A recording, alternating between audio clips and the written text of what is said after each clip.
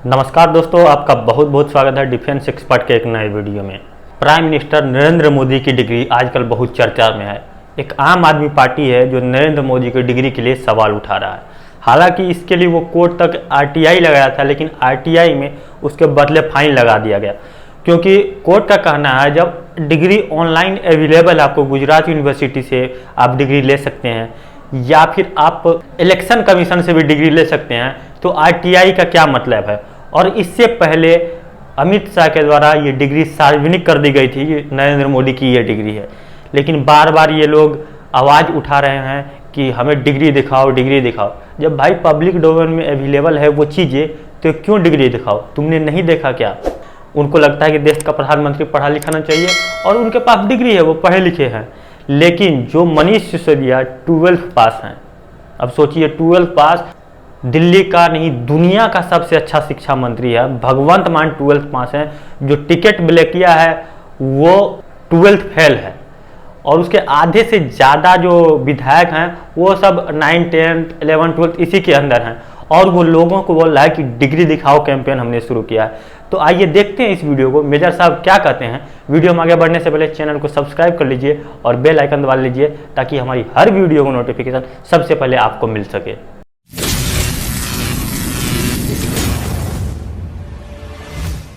अभी एक नैरेटिव और चल रहा है कि अनपढ़ पीएम, हमें एक पढ़ा लिखा पीएम चाहिए। फिर जेल से चिट्ठियां आ रही हैं हिंदी में लिखा हो कि क्या देश की ज़रूरत नहीं है आज एक पढ़े लिखे प्राइम मिनिस्टर की। तो सर पब्लिक डोमेन में डिग्री है एमए की।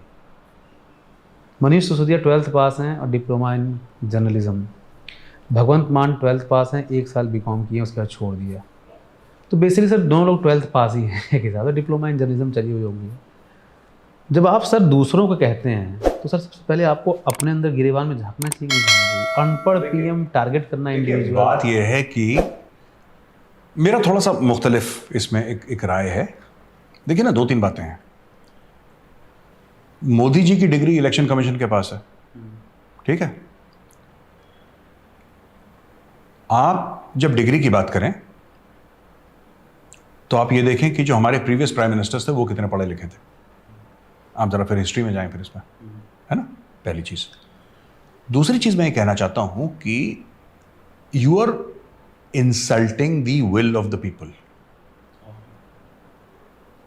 मोदी जी को किसने प्रधानमंत्री बनाया? भाजपा ने तो नहीं बनाया, भारत के लोगों ने बनाया है, ठीक है। आप गए होंगे वोट देने के लिए, ये भाई गए होंगे वोट देने के लिए, मैं गया हूंगा वोट, ऐसे हमने करोड़ों लोग गए होंगे, तब एक बंदा भारत का प्रधानमंत्री बना, ठीक है। तो मैं तो यही कहूँगा कि जैसे आम आदमी पार्टी जो कह रही है ना कि डिग्री का एक अभियान भी चलाया उन्होंने, बड़ा एक डिग्री। मैं ये कहता हूँ कि ये पहले कहते थे कि दिल्ली में हमारे हाथ में कुछ नहीं है, एलजी सब रोक देता है, मोदी जी सब रोक देते हैं। और भाई साहब पंजाब में तो सब आपके हाथ में है। आप ये बताओ कि सर पंजाब का प्लान क्या है? कितनी इंडस्ट्री पंजाब में? अभी सिर्फ बोलना कि मैं पंजाब में सबको फ्री है दे दूंगा फ्री, एक तो मैं इस फ्री के बहुत खिलाफ हूँ, मुझे बहुत नफरत है इस फ्री से। चाहे भाजपा दे, चाहे कांग्रेस दे, चाहे आम आदमी दे, कोई party they. If BJP is giving it, it's wrong, you should never give. ये फ्री का जो है ना मामला, इससे लोगों को मुफ्तखोरी की आदत डलती, कभी नहीं देना चाहिए। कितना भी गरीब आदमी हो, कितना भी गरीब आदमी हो, आप कभी मत किसी को फ्री दो, कभी मत दो। कोई अगर केंद्र सरकार दे रही तो गलत दे रही है, आप सस्ते में दे दो उसको। अगर मेरा X रुपीस पर यूनिट है, ठीक है, X रुपीस पर यूनिट अगर मैं पे कर रहा हूं नोएडा में, आप ये कह सकते हैं दूसरे वाले को कि ठीक है गरीब आदमी है, उसको 1 रुपये पर यूनिट देंगे, उसको 50 पैसे पर यूनिट देंगे। बट यू हैव टू पे समथिंग, यू हैव टू पे समथिंग। एक मैं ये अनूप खन्ना जी हैं, मैं उनका इंटरव्यू कर रहा था, दादी की रसोई करके बड़ा फेमस है नोएडा में, मतलब अब तो पूरे हिंदुस्तान में फैल गया है कॉन्सेप्ट दादी की रसोई।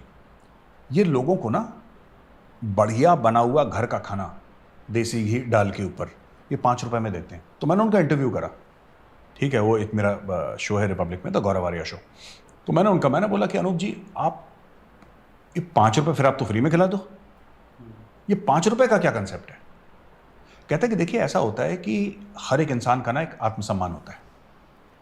मुझे उसके 5 रुपए से कोई फर्क नहीं पड़ रहा, क्योंकि वो खाना जो खा रहा है that probably costs far more than 5 rupees, far more than 5 rupees, उससे कहीं ज्यादा।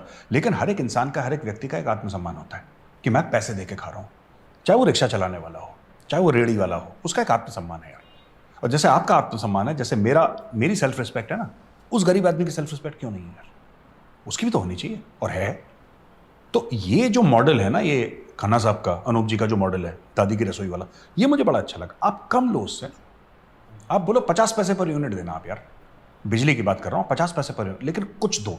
ये मुफ्तखोरी के चक्कर में मत लगाओ सबको, इससे क्या फायदा कुछ नहीं है, इससे फायदा कुछ नहीं। और लोग फिर कहते हैं कि मेंबर ऑफ पार्लियामेंट्स को इतना ये मिल रहा है, ये मिल रहा है, ये लॉजिक देता, बंद करो मेंबर ऑफ पार्लियामेंट का, किसने बोला है? आई फुली सपोर्ट, बंद करो ये सब। सब्सिडी खत्म हो गई है सर पार्लियामेंट में अब तो। मैं कह रहा हूँ सब्सिडी जो भी मिलता है उसको हाईली आप डाउनसाइज करिए। जो नॉर्मल आपको प्रिविलेजेस मिलती हैं मेंबर ऑफ पार्लियामेंट की, वो तो होनी चाहिए, बट उसके अलावा आप जो एडिशनल है वो खर्चा बंद करिए। लेकिन you have to treat people with respect, and financial respect में बहुत बड़ी रिस्पेक्ट होती है ना? आप भिखारी मत बना दीजिए किसी को ये बोल के। और मैं जब सर कॉन्स्टिट्यूशन ड्राफ्ट किया जा रहा था तो उसमें भी लिटरेसी को नहीं कोई आधार बनाया गया इलेक्शन लड़ने के लिए। तो सर आज जब आप इस ड्राइव को चला रहे हैं तो मोटिवेटेड हो सकता है, जैसे जो बहुत से अभी भी वैसे लोग हैं जो स्कूल एजुकेशन की, इंडियन लिटरेसी 74% है इंडिया में, मतलब 25 लोग अभी इलिटरेट है ना। तो आप 25 लोगों को छोड़ के 75 लोगों की बात कर रहे हो, तो बेसिकली आप 25 लोगों को पहले डिस्कार्ड कर चुके हो। बात डिस्कार्ड की है ही नहीं। अपने स्टेटमेंट में जो ड्राइव चला रहे हैं अनपढ़ उसकी बात कर रहे हैं। कोई अनपढ़ नहीं है। देखिए बात ये है कि क्या अनपढ़ है, ये सब देखिए, ये झूठी बातें हैं, ये झूठी बातें। और अगर आपको ड्राइव चलानी है ना, तो सड़क पर ड्राइव चलाएंगे क्या आप? ट्विटर पे चल रही है, ट्विटर पे सरकार बनती है। आप कहते हैं कि अगर इनका ये कहना है कि चलिए प्रधानमंत्री जी को ये विश्वास नहीं करते, और ये कहते हैं कि नहीं है पढ़े लिखे, जैसा ये लोग कहते हैं कि नहीं है, ठीक है, आप चुनाव जीत लो यार। अच्छा, चुनाव तुम जीतना नहीं चाहते, चुनाव तुम जीतना नहीं चाहते, गाने तुम्हें सारे गाने हैं यार, ये तो मुझे समझ में नहीं। द बेसिक जॉब, यही तो मेरी शिकायत है कांग्रेस पार्टी से। The first job of a politician in India, electoral process में, your first job is to win elections. तुम्हारा सबसे पहला फर्ज है, कर्तव्य है, जीतो, यू विन इलेक्शंस। उसके बाद तुम्हें जैसी पॉलिसी बनानी है बनाओ। तुम कह रहे हो कि मैं जीतूंगा नहीं, पॉलिसी में ये चाहिए नहीं, हर जगह मैं क्यों कह रहा हूं जीतो? बिकॉज इन डेमोक्रेसी जीतना मतलब that is the will of the people. लोग आपको इस लायक समझते हैं, आप लोगों को ये कह रहे हैं कि नहीं, लायक नालायक ये तुम डिसाइड नहीं करोगे, ये मैं डिसाइड करूंगा। मैं डिसाइड करूंगा कि क्या पैरामीटर होने चाहिए। तुम कौन हो? तुम तो आवाम हो, तुम तो जनता हो, तुम्हारी क्या औकात है? औकात तो इनकी है मामहिम। तो मेरा ये कहने का मतलब है भैया, देखो साफ सीधी बात है, the people in a democracy decide, right? और अगर आपको डिसीजन मेकर बनना है, सिंपल सी बात है यार, हम इतना क्यों कॉम्प्लिकेट करें, ये चोर है, ये ऐसा है, ये अनपढ़ है, ये गंवार, हमें ये बात क्यों करनी है यार? हमें बात नहीं करनी, हम सिर्फ एक बात कहते हैं, चुनाव जीत लो यार, विन इलेक्शंस। 2024 आ रहा है, ये आम आदमी पार्टी और कांग्रेस, आप लोग एब्सोल्यूट मेजोरिटी लाइए पार्लियामेंट में, और जो मन चाहे आप रूल बनाइए, जो मन चाहे रूल बनाइए। एक बार आप पार्लियामेंट में आपकी एब्सोल्यूट मेजोरिटी आ जाती है, लोकसभा राज्यसभा में, तब आपको कौन रोक रहा है यार भारत में? Nobody can stop you, win the elections. एक बार तो जीतोगे, तो जीतो भाई, जीतो ना, किसने मना करा? जाओ जीतो, लोगों से बोलो वोट, लोगों से बोलो कि मोदी को वोट मत दें।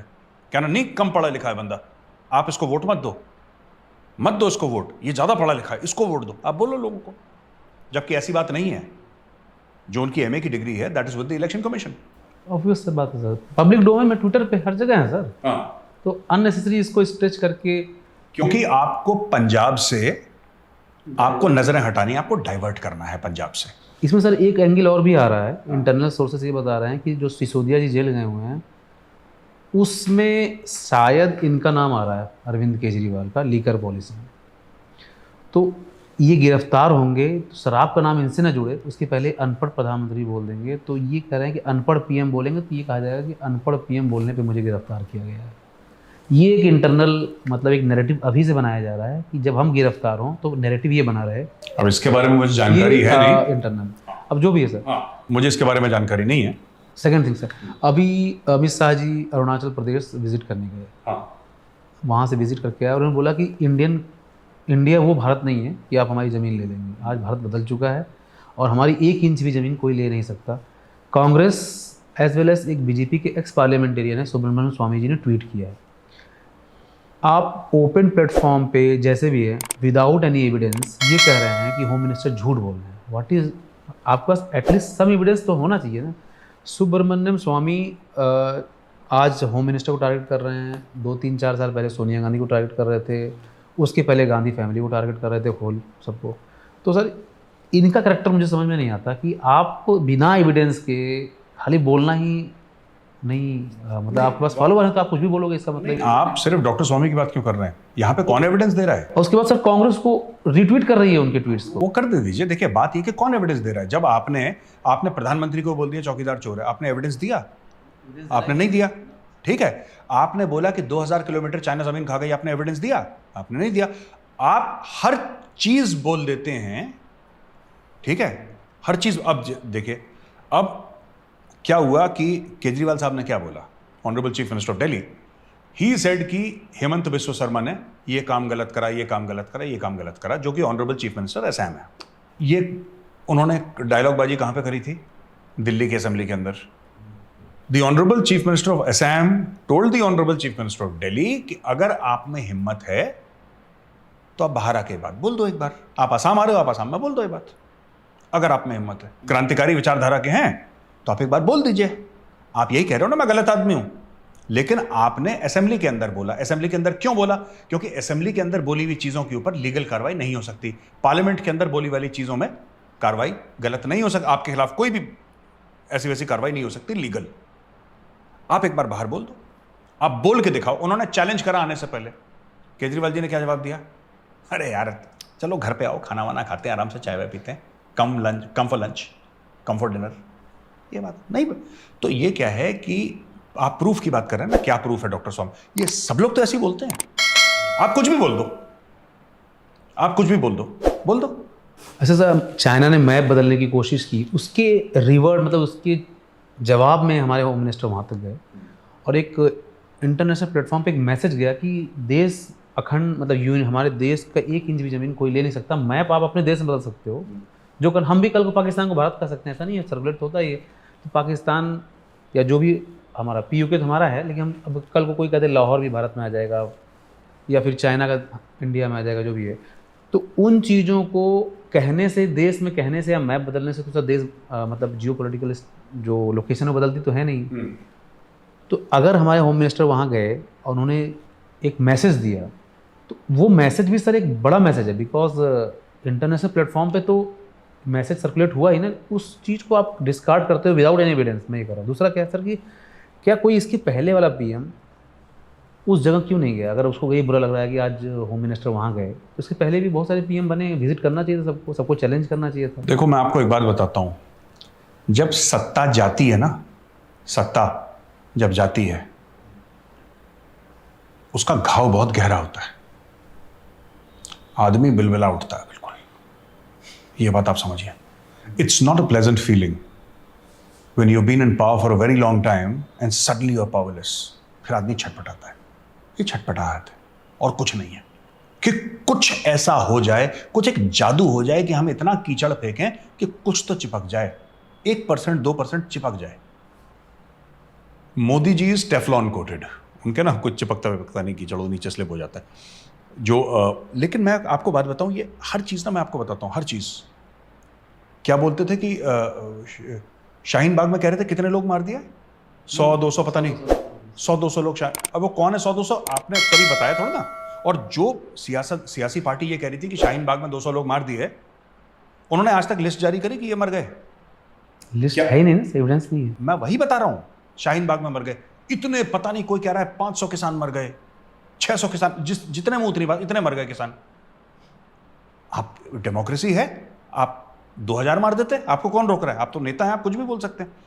इसीलिए मैं आपसे कह रहा हूं कि जितने भी लोग हैं ना, वायनाड की आवाज बनने की किसी को जरूरत नहीं है। वायनाड में 4 साल में क्या काम हुआ है, ये सबके मुंह पे मारो कि मैंने ये काम करा है, इतनी रोडें बनवाई, इतने फ्लाईओवर बनवाए, वायनाड में ये करवाया, एजुकेशन के लिए, हेल्थ केयर के लिए मैंने 10 काम करवाए, मारो मुंह पे, कहानी खत्म हो गई। ये कभी नहीं करना कि आप यार मैं आवाज बनूंगा। वायनाड के लोग गूंगे हैं क्या? ये नोएडा के लोग गूंगे हैं, हम लोग गूंगे हैं। ये आपने कब सुना है किसी को ये बोलते हुए कि मैं नोएडा की आवाज बनूंगा या मैं बुलंदशहर की आवाज बनूंगा? बुलंदशहर वालों को आता नहीं बोलना, जोर जोर से बोलते हैं बुलंदशहर वाले। तो फिर किसी की आवाज बनने की आपको आवश्यकता नहीं है। वायनाड वाले पढ़े लिखे अच्छे लोग हैं, ठीक है, दे आर केपेबल। आप ये बताओ आपने काम क्या करा बस। एक सर रैपिड फायर क्वेश्चन है, लास्ट रैप अप कर रहे हैं इंटरव्यू, तो रैपिड फायर क्वेश्चन पूछूंगा, उसका जवाब दीजिएगा सर, ठीक है? आज हमेशा जरूरत किसकी है, लिटरेट की एजुकेट? आई थिंक एजुकेटेड जी। लीडरशिप की लीडर?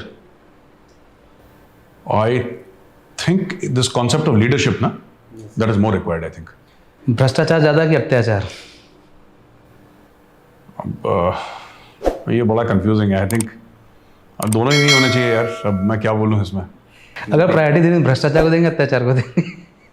नहीं, आई थिंक मुझे ऐसा लगता है, मैं आपको ऑनेस्टली बताऊं, मुझे ऐसा लगता है कि भ्रष्टाचार भी एक अत्याचार है। भ्रष्टाचार इज ऑल्सो अत्याचार ना, आप किसी पे ज्यादती कर रहे हो तो गलत है। जेल जाना कि भाग जाना? आई थिंक जेल जाना चाहिए, अगर गलत करा है तो भाग जाना तो इज डिसऑनरेबल यार। मार्क्सिज्म की capitalism? Capitalism any day. Marxism is a big fraud, big time fraud. सबसे बड़ा छलावा जो है पिछले 100 सालों का, वो मार्क्सिज्म एंड कम्युनिज्म है, जिसको जहां पे पैदा हुआ था वो लोग नहीं मानने को तैयार हैं। उन लोगों ने डिस्कार्ड कर दिया, बोला आप कोने में डाला, सब चोर हैं। पॉलिटिक्स ऑफ प्रोटेस्ट या politics of development? Politics of development. Politics of protest जो है ना, ये बड़ी खोखली है, ये बड़ी खोखली है ये पॉलिटिक्स ऑफ प्रोटेस्ट में। देख, जैसे स्टूडेंट्स प्रोटेस्ट करते हैं तो मैं उनसे पूछता हूँ, यार तुम्हारे माँ बाप फीस देते हैं, तुम पढ़ाई क्यों नहीं करते हो यार?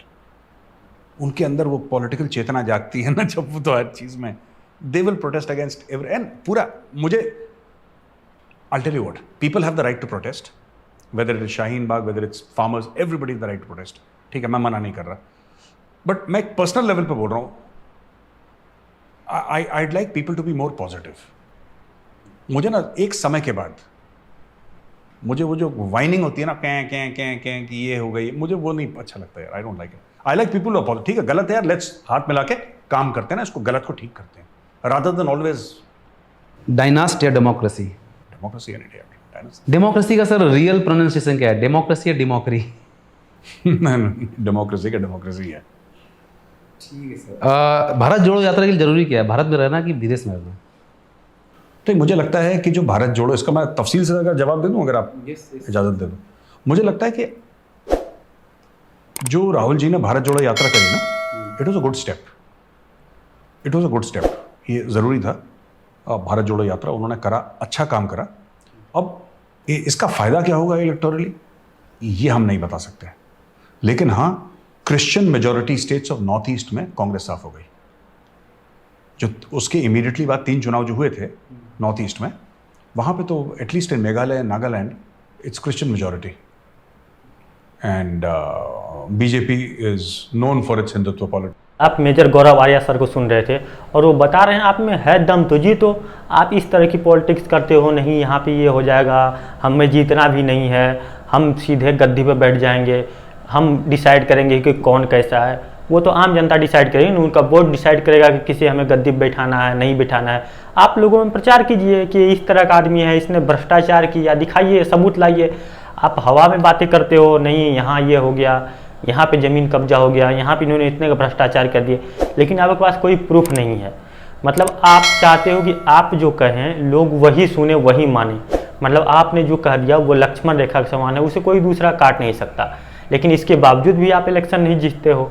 जब आपकी गद्दी चली जाती है, आप जो पावर आपके पास था, अचानक से वो पावर गायब हो जाती है, तो आपको लगता है अरे ये क्या हो गया, ऐसा तो होना ही नहीं चाहिए था। मतलब आपको ये एहसास होने लगता है कि गद्दी पे सिर्फ मेरा हक है, अगर गद्दी होगी तो सिर्फ मेरे पास होगी और किसी के पास नहीं होगी। तो इसी मानसिकता में लोग अपने मन से कुछ न कुछ आरोप तय कर देते हैं कि नहीं इसने ऐसा कर दिया, यहाँ पर ये हो गया, उसने ज़मीन कब्जा कर ली, इसने इतने करोड़ का भ्रष्टाचार किया, इस तरह की चीज़ें लगाई जाती, वो भी निराधार। आपके पास प्रूफ है, जैसे केजरीवाल हर दिन कोई न कोई प्रूफ लेकर आते हैं, हालांकि उनकी बात पे कोई भरोसा नहीं करता, क्योंकि वो खुद को सर्टिफिकेट दे देते हैं कि नहीं हम सबसे बड़े ईमानदार हैं, बाकी सब दुनिया में भ्रष्टाचारी हैं। मतलब हम भ्रष्टाचारी, तो दुनिया में कोई ऐसा व्यक्ति नहीं बचेगा जो ईमानदार हो। तो वो सेल्फ सर्टिफिकेशन देते रहते हैं। उसी तरह कांग्रेस भी यही करती है, मतलब हमने जो कहा वही सही है, बाकी सब गलत है। अब देखिए, अब सारी पार्टियां एक साथ मिलकर आ रही है कि मोदी को हरा सके। भाई कुछ तो बात होगी, जो सब लोगों को एक साथ आना पड़ रहा है, उसके बावजूद आप नहीं हरा पा रहे हो। आप कोशिश कर रहे हो, आपका सपूरा साफ हो जा रहा है, आप इधर लग जाते हो, उधर निकल जा रहा है कुछ आपका। उसके बाद आप देख रहे हैं दिल्ली में क्या हो रहा है लिक्विड स्कैम में। अब मनीष सिसोदिया जेल में है, सत्येंद्र जेल में है। और अब तो लग रहा है कि अरविंद केजरीवाल भी जेल में ही जाएंगे। शायद यही वजह है कि वो लोगों को इस तरह परसेप्शन क्रिएट करना चाहते हैं कि अरे नहीं नहीं, मैंने पीएम की डिग्री के बारे में पूछा इसलिए जेल में डाल दिया गया। कहीं ना कहीं वो इस टाइप का परसेप्शन दिखाना चाहते हैं कि देखो देखो, मैंने मोदी के खिलाफ बोला तो मोदी तानाशाह है, इसने ये कर दिया। बाकी आप क्या सोचते हैं इन मुद्दों पर? अगर आपकी कोई राय या कोई विचार है तो आप कमेंट के जरिए हमें दे सकते हैं। ये वीडियो अगर आपको पसंद है तो वीडियो को लाइक कीजिए, अपने दोस्तों के साथ शेयर कीजिए। अगर आप हमारे चैनल पर नए हैं तो चैनल को सब्सक्राइब कर लीजिए और बेल आइकन दबा लीजिए ताकि हमारी हर वीडियो को नोटिफिकेशन सबसे पहले आपको मिले। ये वीडियो देखने के लिए आपका बहुत बहुत धन्यवाद। मिलते हैं डिफेंस एक्सपर्ट के किसी अन्य वीडियो में, तब तक के लिए जय हिंद।